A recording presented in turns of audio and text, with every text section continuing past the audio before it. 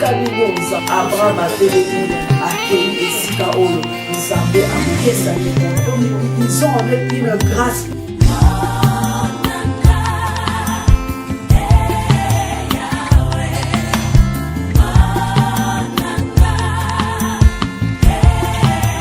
Shalom, shalom peuple de Dieu, les amis de mon histoire avec Jésus-Christ, vous qui nous suivez tout le temps, vous qui êtes toujours là pour nous donner votre attention, votre temps et toute votre énergie, bien-aimés dans le Seigneur, nous sommes là pour une nouvelle série de mon histoire avec Jésus-Christ.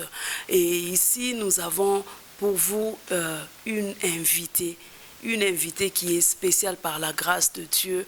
Nous allons vous la présenter bientôt.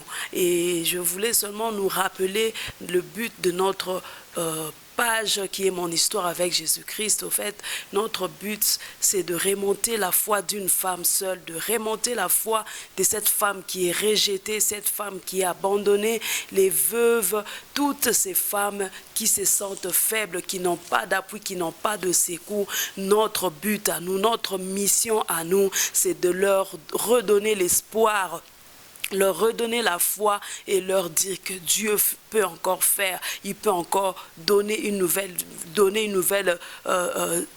un nouveau sourire au fait sur vos visages et donner une nouvelle histoire dans votre vie, bien-aimée dans le Seigneur. Oui, nous sommes là aujourd'hui pour nous parler de mon histoire avec Jésus-Christ. Notre passage de base, n'oubliez jamais, nous sommes dans 2 Corinthiens, chapitre 4, verset 1 à 4, où la parole de l'Éternel déclare que les dieux de consolation qui nous consolent dans toutes nos afflictions, afin que par la même consolation que nous avons reçue de la part de l'Éternel, nous puissions aussi consoler tous ceux-là qui passent par quelques afflictions. Oui, bien-aimés dans le Seigneur, sans pour autant tarder, nous allons vous présenter notre invité de cette journée. Nous avons la personne du docteur Bishop Emmanuel Mouteba, à qui nous disons bonjour maman. Bonjour maman Huguette. Oui, nous avons docteur Bishop Emmanuel Mouteba. Nous ne voulons pas trop parler sur elle, mais nous voulons la donner l'opportunité de se présenter elle-même devant nous. Et nous allons découvrir qui est docteur Bishop Emmanuel Mouteba. Maman, pouvez-vous vous présenter s'il vous plaît? Bonjour et bonsoir aux amis de mon histoire avec Jésus. Merci. Maman Huguette, merci beaucoup. Je vous en prie, maman. C'est vraiment un honneur pour moi, une grâce de Dieu, de pouvoir m'adresser aux amis de mon histoire avec Jésus et surtout de m'adresser aux jeunes générations. Vraiment. Parce que je suis une épouse, je suis une mère, je suis une grand-mère. Et je suis médecin de formation, quoi encore? Médecin de formation, je suis pasteur.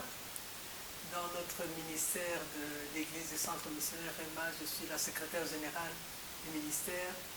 Nous avons des églises au Congo, nous avons une église ici, et nous avons des pasteurs, nous avons des bishops. Et comme je les supervise, c'est pour ça que je suis bishop, parce que je supervise des bishops et je supervise des pasteurs. Vraiment. Alors, donc j'ai travaillé comme médecin et maintenant je suis à la retraite, ce qui me donne beaucoup plus de temps pour m'occuper de ce que j'aime faire. Je m'occupe des femmes et des couples. Je donne des conseils pour les mariés, je m'occupe comment dirais-je, augmenter les capacités des femmes, les aider à découvrir leur identité et leur potentiel, ce que Dieu a mis en elles pour qu'elles puissent avoir une vie épanouie sur cette terre. Quelle que soit leur situation, qu'elles soient veuves, qu'elles soient seules, qu'elles soient mariées. Voilà, c'est un peu mon appel. Et en plus de cela, j'écris des livres. J'ai écrit des livres sur le mariage, sur l'éducation des enfants. Bref, tout ce qui a à voir avec le bien-être familial. Voilà, c'est ça qui est mon appel. Voilà qui je suis et aujourd'hui, donc j'ai la joie et le plaisir et la responsabilité, parce que c'est une responsabilité, d'apporter ce soutien du Seigneur, cette parole du Saint-Esprit pour encourager les femmes seules. Vraiment.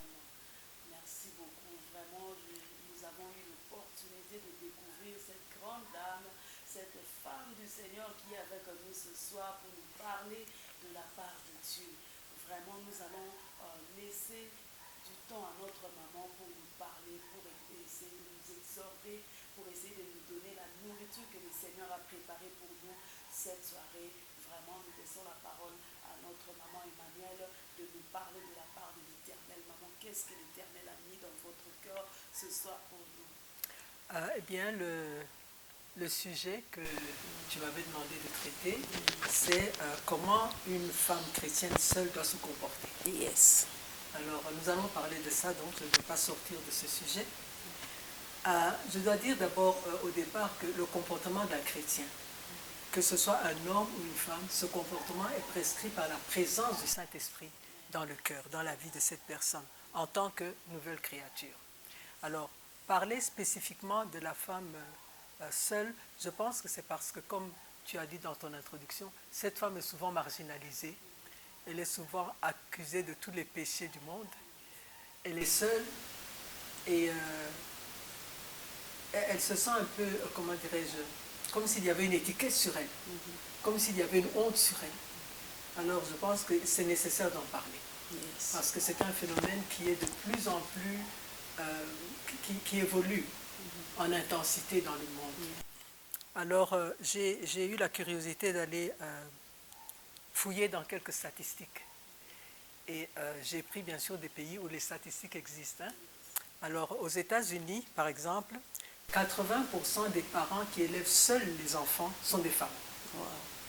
80%. Et parmi ces 80%, 45% sont des femmes divorcées. Donc elles sont seules parce qu'elles sont divorcées. 45% de ces 80%. Et 34% de ces 80% sont seules, elles élèvent seules leurs enfants parce qu'elles n'ont jamais été mariées. Wow. Et il n'y a que 1,7% qui sont seules parce qu'elles sont veuves. Donc, aux États-Unis, ce n'est pas quelque chose d'extraordinaire d'être une femme seule. C'est la vie de tous les jours, c'est normal. Alors, je suis aussi allée fouiller un peu en Inde. En Inde, j'ai aussi des statistiques. C'est que c'était en 2016, 21% de la population, ce sont des femmes seules. 21%, donc on est presque à 25%. Donc une femme sur 4 est une femme seule, ce qui est énorme. Mais comme avec l'émancipation de la femme, les pays occidentaux considèrent que ça fait partie de l'émancipation, ça montre que la femme est évoluée, qu'elle est capable de prendre ses décisions elle-même.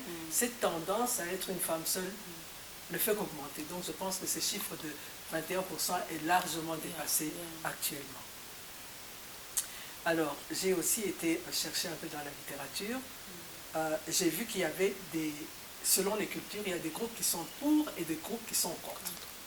On prend par exemple en Europe, en Occident, être une femme seule, c'est un mode de vie acceptable et qui est même enviable à cause des bénéfices sociaux que l'on donne. Les femmes à formation égale, une femme seule qui a des enfants touche plus d'allocations familiales qu'une femme mariée qui a des enfants. Le même nombre d'enfants, la même formation scolaire, eh bien, le même travail, celle qui est mariée touchera moins. Évidemment, ça va pousser les femmes à rester seules, ou bien à tricher. Elle est mariée et elle fait croire aux autres qu'elle est seule. Le mari vient visiter de temps en temps, mais entre-temps, elle touche les allocations familiales. Donc, le fait d'être une femme seule, c'est encouragé à cause des allocations familiales. Et aussi la culture dans laquelle ces gens-là vivent. En Afrique, par contre, on considère que c'est anormal. Anormal d'être une femme seule. On considère que c'est honteux. Parfois, on dit même que c'est une malédiction. C'est pour ça que dans nos églises, on prie beaucoup pour les mariages. On va, comment dirais-je, faire des délivrances pour l'esprit de célibat, pour l'esprit de vieillissement précoce, pour couper les liens de malédiction, de délivrance. On chasse l'esprit impur de célibat. Bon, ça c'est encore une histoire doctrinale, je ne suis pas venue ici pour discuter ça, mais c'est pour montrer seulement que pour et contre, en Europe on est pour, en Afrique On est contre. on est contre le célibat. Alors, quels sont les avantages qu'on dit que présente le célibat? Une plus grande liberté. La femme seule, elle est seule pour prendre ses décisions. Il n'y a personne pour contester. Elle peut voyager quand elle veut. Elle peut prendre l'avion. Elle n'a pas besoin de la permission de son mari pour voyager.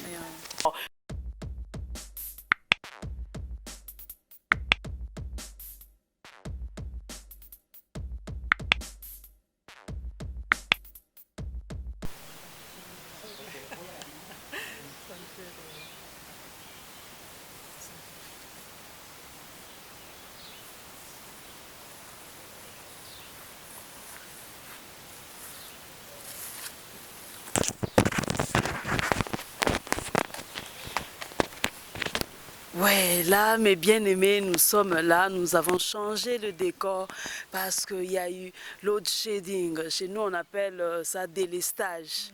Il y a eu un problème d'électricité, alors nous sommes obligés de changer de décor, mais restez toujours branchés, nous sommes là et nous continuons avec notre émission. Et le Seigneur va vous faire du bien, mes bien-aimés. Nous continuons avec Maman Emmanuel. Maman, vous avez la parole. Oui, donc nous avons parlé des pour et contre selon les cultures. Et puis j'ai commencé à parler des avantages. Donc j'ai parlé de la liberté qui est plus grande. On peut voyager sans demander la permission de son mari. On est encouragé à travailler dur. Parce que les seuls, et j'ai fait allusion à ton histoire avec Jésus, comment tu as dû, pendant 9 ans je crois, travailler toute seule, aller dans la rue, vendre des histoires à gauche, à droite, pour élever tes 3 enfants. Donc, c'est un encouragement pour travailler dur. Et puis aussi, il y a moins de stress. Il n'y a personne pour contester ce que tu dis. Tu prends tes décisions toute seule. Hein? Apparemment, on dit qu'il y a plus de joie, mais bon, on verra les désavantages plus tard. Et puis, tu peux faire des économies, surtout quand tu es seul. Tu n'as pas d'enfant, tu n'as pas de mari qui va t'exiger de montrer ton salaire. Tu fais des économies. Il y en a qui disent qu'ils dorment mieux parce qu'il n'y a personne qui ronfle à côté d'eux. Il n'y a personne qui va ronfler, donc il n'y a pas de problème pour dormir. Et puis aussi, il y en a qui sont très contentes parce que il n'y a pas de concubine. Le mari n'amène pas, il n'y a pas de mari pour amener de petites copines, donc il n'y a pas de jalousie, il n'y a pas de problème de jalousie, donc ça va bien. Et il y a aussi beaucoup de temps pour les amis. Alors les désavantages, bien sûr, il y a la solitude. Il y a la solitude, cette femme seule, elle a besoin d'intimité, elle a besoin d'un compagnon, elle a besoin d'une épaule sur laquelle pleurer, et elle se retrouve seule. Elle n'a pas de consolation. Et puis, avec tout ce qui se passe avec les femmes mariées, elle se sent rejetée. Parfois, elle n'a même plus de, comment dirais-je, de bonne image d'elle-même. Elle se méprise. Elle pense qu'elle ne vaut rien. Son passé lui passe par la tête. Et aussi, elle subit des pressions extérieures. Pourquoi tu n'es pas mariée? Oh, à ton âge là, il faut te marier, tu n'as pas honte. Regarde les petites filles, les jeunes filles qui sortent des humanités, on les épouse. Et toi, hein, tu as comment dirais-je, malchance. Hein, esprit de malchance, c'est sur toi. Esprit de célibat perpétuel, c'est sur toi. Donc il y a ces pressions extérieures. Et puis aussi, elle a tendance à s'isoler quand il y a des fêtes. Surtout quand les fêtes sont organisées par les mariés. Quand elle arrive là, elle sent qu'elle n'est pas à sa place. Elle n'est pas à sa place. Et ça peut amener à une dépression, parfois une maladie sérieuse, parfois avec des idées de suicide. Elle sent qu'elle est inutile à la société, surtout si elle a des enfants et que les enfants souffrent. Et puis, parfois, les charges sont tellement lourdes qu'elle n'a personne avec qui partager. Partager le poids du loyer, le poids de la nourriture, les vêtements, la rentrée scolaire, il n'y a personne. Alors maintenant, que dit la parole de Dieu? Parce qu'en fait, notre fondation, c'est la parole de Dieu. Que dit la parole de Dieu? Bien-aimées, mes filles, une femme chrétienne, comme tout chrétien, pour moi, ça c'est fondamental. Elle doit connaître son identité. elle doit être bien dans sa peau, quel que soit son statut, qu'elle soit mariée ou qu'elle soit célibataire, elle doit connaître son statut et être sûre d'elle. Alors, quelle est son identité? Genèse chapitre 1, verset 26, je vais lire. Dieu dit, ça c'est au commencement, à la création. Puis Dieu dit, faisons l'homme à notre image, selon notre ressemblance, écoutez bien, qu'il domine sur les poissons de la mer, sur les oiseaux du ciel, sur le bétail, sur toute la terre, et sur tous les reptiles qui rampent sur la terre. Il créa l'homme à son image, il le créa à l'image de Dieu, il créa l'homme et la femme. Donc, la femme, son identité est là. Dieu l'a créée à son image et il lui a donné la domination sur terre. Ça, c'est une identité que la femme doit savoir. Elle ne doit pas croire qu'elle est venue sur terre pour accompagner les hommes. Mais souvent, maman, sans pour autant vous interrompre, on dit toujours que l'autorité là, c'est seulement sur l'homme. Dieu n'a pas donné cette autorité-là à la femme. Mais c'est écrit ici, c'est clair. Dieu a dit, il créa l'homme et la femme afin qu'ils puissent dominer. C'est écrit ici. On ne peut pas twister la parole de Dieu. Ce que tu dis là, c'est ce qui arrive quand les hommes et les femmes ne connaissent pas Dieu. Ils sont tombés dans la malédiction où Dieu a dit à l'homme, puisque tu as désobéi, il a dit à la femme, puisqu'elle a désobéi, donc les relations vont être complètement perturbées entre eux et il y aura maintenant la domination de l'homme sur sa femme et la femme sera rebelle envers son mari. Ça, c'est un autre chapitre, c'est les personnes mariées. Mais ici, nous parlons de l'identité de la femme en tant que femme, que ce soit une femme mariée ou une femme célibataire. Donc, continuons avec cette identité. Non seulement elle a été créée à l'image de Dieu, mais nous allons aussi dans Genèse chapitre 1, verset 26, j'ai déjà lu. En plus de cela, dans le verset 28, nous continuons. Dieu les bénit, écoute bien. Et il leur dit, soyez féconds, multipliez, il dit à tous les deux, hein, soyez féconds, multipliez, remplissez la terre et assujettissez-la, dominez sur les poissons de la mer, sur les oiseaux du ciel et sur tout animal qui se meut sur la terre. Écoutez bien ceci.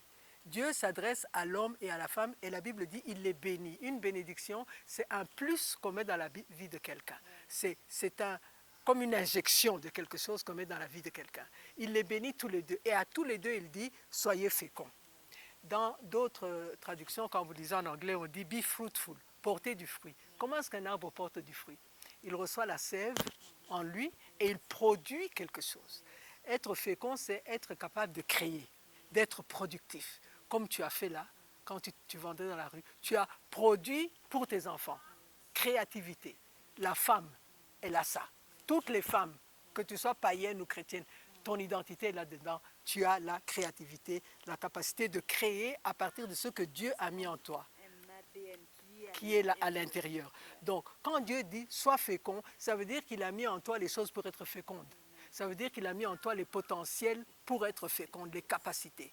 Fécond, multiplier. Multiplier en quantité, multiplier en qualité. Quand, par exemple, ce que je suis en train de faire maintenant, je mets des semences dans le cœur des femmes seules. Je suis en train de multiplier en elles. Parce que cette semence va porter du fruit, va grandir, porter du fruit. Et ce fruit va être mangé par d'autres personnes qui vont aussi profiter de cette semence. C'est une multiplication. La multiplication, bien sûr, c'est aussi mettre au monde des enfants. Mais ce n'est pas donné à tout le monde. Tandis que la multiplication dans l'esprit, dans l'âme, c'est donné à toutes les femmes, aux hommes et aux femmes. Remplissez la terre. Dis-moi un peu. On remplit quelque chose qui est plein ou qui est vide? Qui est vide. Ça veut dire que la femme est là la capacité de remplir là où c'est vide. L'homme et la femme étaient placés dans le jardin d'Éden et autour d'eux c'était le chaos. Dieu avait fait un jardin idéal, avec toutes les conditions qu'il fallait pour montrer à l'homme que c'est ça que je veux, que tu ailles faire partout où il y a le chaos, parce que la terre était informe et vide et il y avait du chaos. Donc l'homme et la femme, ils ont reçu le mandat d'aller là où il y a le chaos, là où il y a des vides et remplir. Ça veut dire que la femme, oh j'aime beaucoup ça, j'aime beaucoup ça. La femme est là la capacité d'apporter des solutions aux problèmes. Il y a des trous, il y a des problèmes. Elle a la capacité. Dieu a mis ça en elle. Il ne va pas dire à la femme, va résoudre les problèmes si elle n'a pas la capacité. Sinon, Dieu n'est pas juste. Mais il est bon, il a mis cette capacité dans la femme d'aller résoudre les problèmes, remplir la terre, assujettir. Assujettir, il y a du désordre, il y a des choses que Dieu ne veut pas. Elle a la capacité, elle a le potentiel en elle de mettre ça, d'amener ces problèmes en dessous de la volonté de Dieu. Elle a cette capacité. Donc, elle doit, une femme, mon Dieu, il y a tant de femmes qui souffrent parce qu'elles ne se connaissent pas. Elles ne connaissent pas leur identité. Donc, parler de comment une femme seule doit se comporter, elle doit d'abord connaître son identité. Et puis dominer. Dominer, ça c'est facile. On prend l'autorité sur les animaux, sur la terre. Dominer sur la terre, ça veut dire aussi bien traiter la terre, ne pas polluer, ne pas perturber l'écosystème. Bien exploiter les ressources que Dieu a mises dans la terre. Ça, c'est aussi dominer la terre. Alors, connaître son identité, j'ai parlé de l'image de Dieu, de la bénédiction. Maintenant, je parle de sa vie en tant que chrétienne. Qui est-elle en tant que chrétienne? Elle est pardonnée, lavée, justifiée, sanctifiée, mise à part pour Dieu. Elle doit savoir ça, c'est une gloire. C'est une gloire. Et la Bible dit aussi qu'elle est ressuscitée avec Jésus-Christ. Parce que Jésus-Christ est la tête du corps de l'Église. Et nous sommes membres de l'Église. Et où est-ce que Jésus-Christ est assis? Avec son corps à la droite du Père. Là, à la droite du Père. Au-dessus de toutes les principautés, au-dessus de toutes les autorités, au-dessus de toutes les puissances, au-dessus de toutes les dignités. Alléluia. Au-dessus de tous les noms qui peuvent se nommer. Elle est là. Pas en dessous. Pas en dessous. Elle est là en Christ à la droite du Père. Donc c'est une place d'autorité, une place de gloire. Et la femme doit savoir ça. Donc tous les êtres humains, mais nous parlons de la femme seule, elle doit savoir ça, elle doit savoir que Christ est venu pour lui donner la vie et la vie en abondance. L'abondance spirituelle, l'abondance dans l'âme, l'abondance dans la capacité de travailler, l'abondance dans la capacité de produire, l'abondance dans la capacité d'extérioriser tout ce que Dieu a mis en elle. Amen. Alors parlons maintenant de la femme seule. Qu'est-ce que Christ dit de la femme seule? Nous allons lire dans Matthieu chapitre 19, verset 12. Matthieu chapitre 19, verset 12. En tout cas, c'est plus agréable de travailler dehors que dans la maison. Heureusement que nous avons eu le load shedding. Maintenant, nous pouvons travailler à la lumière du jour. C'est pourquoi la parole déclare que tout concourt au bien de ceux qui aiment Dieu. Vraiment, ça, c'est le cas de le dire.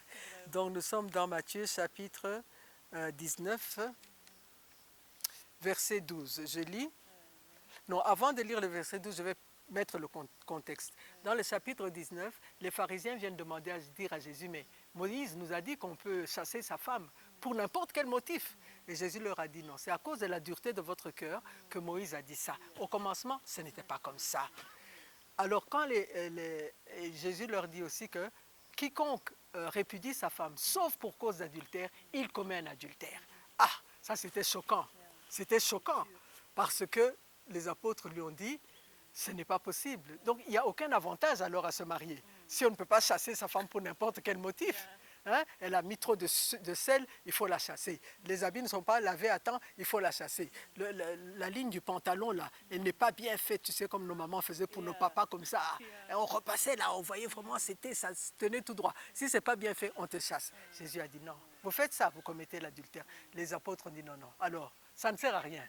Il vaut mieux rester célibataire. Maintenant, Jésus parle du célibat. Il dit, car il y a des eunuques qui le sont dès le ventre de leur mère, il y en a qui le sont devenus par les hommes, et il y en a qui se sont rendus eux-mêmes eunuques à cause du royaume de Dieu. Qu'est-ce qu'il entend par eunuque dans ce contexte? Un eunuque, c'est quelqu'un qui ne peut pas produire des enfants. Un eunuque, c'est quelqu'un qui n'a pas de goût pour le sexe opposé. Alors il dit aussi ici qu'il y en a qui le sont par la naissance, dès le ventre de leur mère. Ils naissent avec cette déformation-là. Enfin, si on appelle ça une malformation, ils sont nés comme ça. Dieu les a voulus comme ça. Il y en a qui sont eunuques par la main des hommes. Par exemple, ceux qui sont divorcés, c'est une cause humaine. Il y en a qui restent seuls, eunuques, je parle des femmes seules. Il y en a qui restent seules pour des raisons sociales. La cadette dit, ah, moi, ma maman est veuve, je ne vais pas me marier, je vais rester pour prendre soin de ma maman. Il y en a qui restent seules parce qu'elles ont simplement décidé de vivre seules, d'être indépendantes. Mais il y en a aussi qui le sont parce qu'ils veulent servir Dieu. Donc les trois catégories que Jésus donne là, c'est dès le ventre de la mère, devenus eunuques par la main des hommes ou à cause des problèmes sociaux, ou bien ils se sont rendus eux-mêmes comme ça, soit pour un temps, soit pour toujours, pour le royaume des cieux. Alors ceux qui sont faits par la main des hommes, il y a les veufs, il y a les femmes qui sont abandonnées, comme c'était ton cas. Il y en a qui c'est pour garder les parents. Et chez les hommes, ce sont ceux qui sont castrés. Dans le temps, on castrait les hommes qui gardaient les concubines du roi. Comme ça, ils ne vont pas avoir envie d'avoir des relations sexuelles avec les concubines du roi. Alors, j'aimerais placer la femme seule dans les catégories de 4 personnes, 4 classes de personnes qui, si vous les touchez, vous touchez le cœur de Dieu. Zacharie chapitre 7, versets 9 à 10 dit ceci. « Ainsi parlait l'Éternel des armées. Rendez véritablement la justice et ayez l'un pour l'autre de la bonté et de la miséricorde. N'opprimez pas la veuve et l'orphelin, l'étranger et le pauvre. » La veuve, la femme seule, Dieu ne veut pas qu'on y touche. C'est sacré. Bon, nous sommes toutes sacrées pour Dieu, mais celle-là, il ne faut pas y toucher. Dieu dit, n'opprimez pas celle-là. Alors, allons voir dans 1 Corinthiens. 1 Corinthiens, c'est ça. Chapitre 7, versets 7 à 8, et nous lirons aussi 32 à 34. Chapitre 7, versets 7 à 8 dit, « Je voudrais que tous les... » C'est Paul qui parle. Hein, « Je voudrais que tous les hommes soient comme moi, mais chacun tient de Dieu un don particulier, l'un d'une manière, l'autre de l'autre. À ceux qui ne sont pas mariés, donc ceux qui sont seuls, les femmes seules et les veuves, je dis qu'il est bon, comme moi, de rester seul. Mais s'ils manquent de maîtrise, de même qu'ils se marient, car il vaut mieux se marier que de brûler. » Il faut voir dans quel contexte Paul parlait. C'était à peu près 50 ans après la mort de Jésus, la résurrection. Tous les croyants étaient convaincus que demain là, Jésus revient pour établir son royaume sur terre, pour nous délivrer de la tutelle de la tyrannie des Romains, pour que nous soyons, que nous, le peuple d'Israël, nous puissions régner selon les promesses. Alors ils disaient, mais si demain Jésus arrive, maintenant tu t'es marié et qu'on nous persécute, tu vas avoir des problèmes pour ta femme, des soucis pour ton enfant, mais si tu es célibataire, tu fuis tout seul.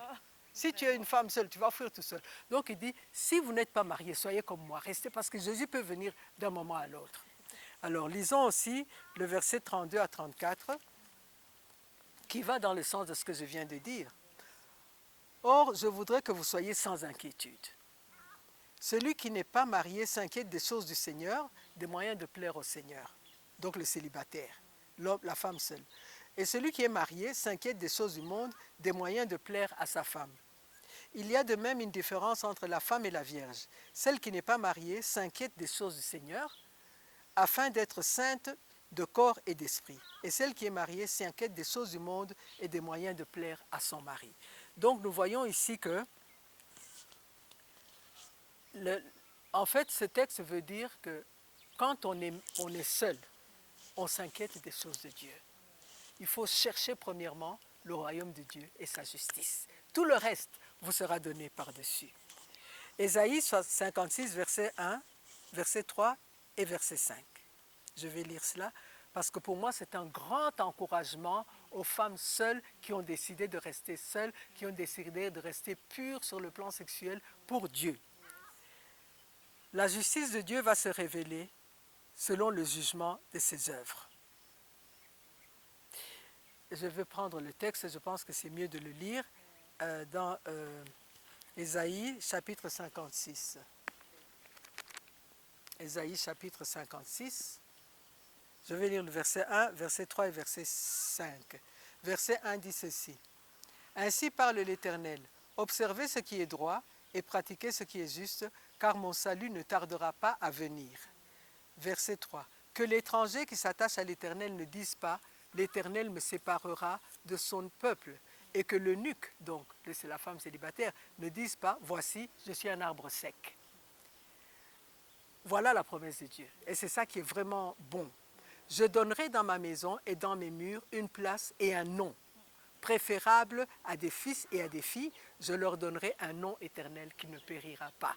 Mais il y a une condition. Dieu va donner cela, c'est vrai, aux eunuques. Mais il y a une condition, c'est qu'il faut se garder dans la sanctification. Il faut marcher dans la crainte de Dieu. J'aimerais bien qu'on enlève cette mentalité de nos têtes que le mariage, c'est obligatoire. Le mariage, c'est honorable, c'est là qu'on trouve le bonheur. Tu peux te marier et être malheureux. Tu étais mariée, non? Tu as été malheureuse pendant 9 ans. Le mariage, ce n'est pas fait pour tout le monde. Et le mariage, au moment où tu le veux, ce n'est pas nécessairement au moment où tu le veux. Il faut laisser à Dieu le temps de faire les choses. Parce qu'il y a des défis. La femme seule a des défis. La femme chrétienne, j'ai parlé de la suspicion. Quand elle est dans l'église, on dit que, surtout si elle demande au pasteur de prier pour elle, ou elle demande aux anciens de prier pour elle, on dit « oh, c'est une voleuse de mari ». Elle vient pour voler le mari. Le jour où elle s'habille bien, elle est chic, élégante, le dimanche à l'église. Oui, j'ai vécu ça. Elle est ici pour ça. Et puis on commence à regarder avec des regards suspicieux. Tu passes là-bas, on te regarde. Tu sens même que si tu te retournes, tu vas... tu te retournes, on parle de toi. Et tu croises le regard de la personne qui te regarde. C'est mesquin, c'est méchant, mais ce sont les choses que les femmes seules vivent. Dans l'église, là où on parle de l'amour, là où on parle de la tolérance, là où on parle de aime ton prochain, elle n'est pas aimée parce qu'elle est seule et qu'on la soupçonne d'être là pour voler les maris. À tel point qu'il y en a qui se culpabilisent. Il y a des femmes seules qui se culpabilisent. Elles ont une très pauvre image d'elles-mêmes et elles peuvent même avoir des difficultés psychologiques, difficultés financières, difficultés de discipline, surtout quand elles élèvent des enfants. C'est pas facile d'être à la fois la maman et le papa. Ce n'est pas facile. Donc voilà, elle a des problèmes de solitude, comme je l'ai dit tout à l'heure, mais il y a des solutions. Il y a une solution. Et la solution se trouve dans la communion avec le secours qui ne manque jamais dans la détresse. Et ce secours s'appelle Jésus-Christ. Alléluia. Le secours qui ne manque jamais dans la détresse. Matthieu 11, 28, Jésus dit « Venez à moi, vous tous qui êtes fatigués et chargés, et je vous donnerai quoi? Du repos. » Il ne s'agit pas de repos où il n'y a pas de problème. Le repos, c'est dans le cœur. Tu sais que quoi qu'il arrive, Jéhovah Shammah est là. Quoi qu'il arrive, il est mon soutien, il est mon rocher, il est mon protecteur, il est ma forteresse. Ce sont des choses que nous disons parce que nous les avons vécues. Maman Huguette l'a vécu, d'autres femmes l'ont vécu, avec celui qui est le secours qui ne manque jamais dans la détresse. Philippiens chapitre 4, versets 6 à 7 dit « Ne vous inquiétez de rien, mais en toutes choses faites connaître vos besoins à Dieu par des prières et des supplications avec des actions de grâce. Et la paix de Dieu, encore une fois, la paix de Dieu qui surpasse toute intelligence, gardera vos cœurs et vos pensées en Jésus-Christ. » Toujours la paix. La paix, c'est la présence de Dieu. Quelles que soient les montagnes, quelles que soient les vallées, la paix est là quand on se confie au Seigneur. Hébreux 11, 6. Sans la foi, il est impossible de lui être agréable, car il faut que celui qui s'approche de Dieu croit que Dieu existe et qu'il est le rémunérateur de ceux qui le cherchent. Mais comment on le cherche? Par la foi. Et on le cherche en voulant faire sa volonté. Je vais donner un exemple qui est dans la parole de Dieu, un témoignage, celui de Anne, la mère de Samuel. Anne, vous irez lire ça dans Samuel chapitre 1, chapitre 2, chapitre 3, c'était une femme mariée. Elle avait une concubine qui s'appelait Pénina et qui avait des enfants. Anne était stérile. Et chaque année, quand elles allaient offrir les sacrifices à Silo au temple, elle pleurait devant Dieu. Elle pleurait, elle voulait avoir un enfant. Elle demandait à Dieu un enfant. Mais au temple, il y avait des choses horribles qui se passaient là-bas. Il y avait le sacrificateur Élie qui avait ses fils, et ses fils faisaient des abominations au temple. Ils couchaient avec les femmes, ils s'enivraient et tout ça. Et Anne voyait tout ça. Elle voyait les gens s'enivrer à tel point qu'elle-même, quand elle a commencé à pleurer, Élie est venu et dit « Toi, tu es ivre. Il faut passer. » Donc, il y avait toute cette saleté, toute cette corruption autour d'elle. Alors, je ne sais pas comment Anne a fait, mais elle a connecté à la volonté de Dieu. Elle a connecté à la volonté de Dieu. Elle s'est dit, quelque chose ne va pas ici. Il y a des trous. Moi, je dois remplir le trou. Je dois amener une solution. Et elle a dit à Dieu, Dieu, je te demande un fils. J'ai besoin d'enfants. Mais si toi, tu me donnes un fils, je ne vais pas le garder. Je vais te le donner. Je te le donne comme solution. C'est magnifique. Se connecter à la volonté de Dieu. C'est comme ça que tu demandes. Si tu as besoin d'un mariage, connecte-toi à la volonté de Dieu pour savoir est-ce que le mari que tu demandes là, c'est pour satisfaire ta solitude, c'est pour que tu aies quelqu'un qui peut te caresser, c'est pour avoir un compagnon, ou bien c'est pour le royaume de Dieu. C'est pour faire avancer le royaume de Dieu. Le mari que tu demandes, la chose que tu demandes à Dieu, est-ce que c'est pour le bénéfice du royaume ou bien c'est pour ton bénéfice personnel? Anne a connecté avec le bénéfice du royaume et la Bible dit que cherchez premièrement le royaume des cieux et sa justice et tout le reste vous sera donné par-dessus. Elle a eu tout le reste parce qu'après avoir eu Samuel, elle a encore eu d'autres enfants. Dieu lui a donné. Donc si tu veux que Dieu te donne ce mariage que tu demandes, fais le travail de Dieu. Cherche les intérêts de Dieu. Demande le mari qui va pouvoir t'aider à servir Dieu. Pas le mari qui va pourvoir à tes besoins, pas le mari qui va t'aider pour les enfants. Bien sûr, ce sont des bénéfices qui viennent après, mais la première chose qui doit être dans ta tête, c'est le royaume de Dieu. En conclusion, je viens encourager une femme seule. Je viens encourager celle qui est veuve. Je viens encourager celle qui a été abandonnée. Je viens encourager celle qui, pour des raisons sociales, a décidé de ne pas se marier parce qu'elle veut s'occuper de sa famille. Je viens encourager celle qui a décidé de, pour un temps ou bien pour toujours, servir Dieu. Je viens t'encourager que le mariage n'est pas obligatoire. Il ne faut pas que tu sois défini par ton passé. Tu es défini par ce que Dieu a dit que tu es, créé à son image, pour porter du fruit, pour dominer, pour apporter des solutions. Tout ça, Dieu a mis en toi. Tu n'es pas défini par ton passé. D'ailleurs, hier, j'étais en train de parler à une jeune femme et elle parlait un peu des problèmes qu'elle avait, d'identité, tout ça. Je lui ai dit, ton passé ne te définit pas. C'est pour ça que Dieu ne nous a pas mis des yeux derrière, pour qu'on ne regarde pas derrière. Il nous a mis des yeux devant pour qu'on regarde dans la même direction que lui. Et cette direction, c'est Jésus-Christ, c'est la lumière de Dieu. Si le mariage est pour toi, prie et demande à Dieu, comme je l'ai dit, dans la volonté de Dieu, que cet homme que tu demandes à Dieu soit un homme qui soit prêt pour servir Dieu, pour faire avancer le royaume de Dieu. Si le mariage n'est pas pour toi, garde-toi pur parce que Dieu a son temps. Dieu peut te garder comme ça pour toute ta vie. Il y a des gens qui sont consacrés comme ça à Dieu. Dieu peut te garder pour un temps parce qu'il y a le meilleur qui vient. Mais il a dit, comme nous avons lu dans Ésaïe, qu'il va te donner, toi qui n'as pas pu avoir des enfants, toi qui n'as pas pu donner des noms, laisser ton nom sur la terre, laisser tes traces biologiques sur la terre. Dieu va te donner un nom éternel, un nom qui est plus que celui d'avoir des fils et d'avoir des filles. Sois sérieuse avec Dieu, travaille dur, travaille dur, travaille dur. Dieu t'a donné les capacités de pouvoir créer, de pouvoir produire, parce qu'il a mis son souffle en toi, il t'a béni dès le commencement. Amen. J'espère que cette parole a encouragé quelqu'un de savoir que Dieu est de mon côté. Amen. Amen. Vraiment, merci beaucoup, maman Emmanuel. Parce que je suis né à Lubumbashi. Là, nous sommes dans l'histoire de maman Emmanuel. L'histoire, mon histoire. Mais ce n'était pas encore mon histoire avec Jésus, mais Jésus est venu après. Okay. Donc, je suis né à Lubumbashi et nous avons dû fuir à cause de la guerre entre les Konakat et les Balubakat dans les années 60. Hein. Yeah.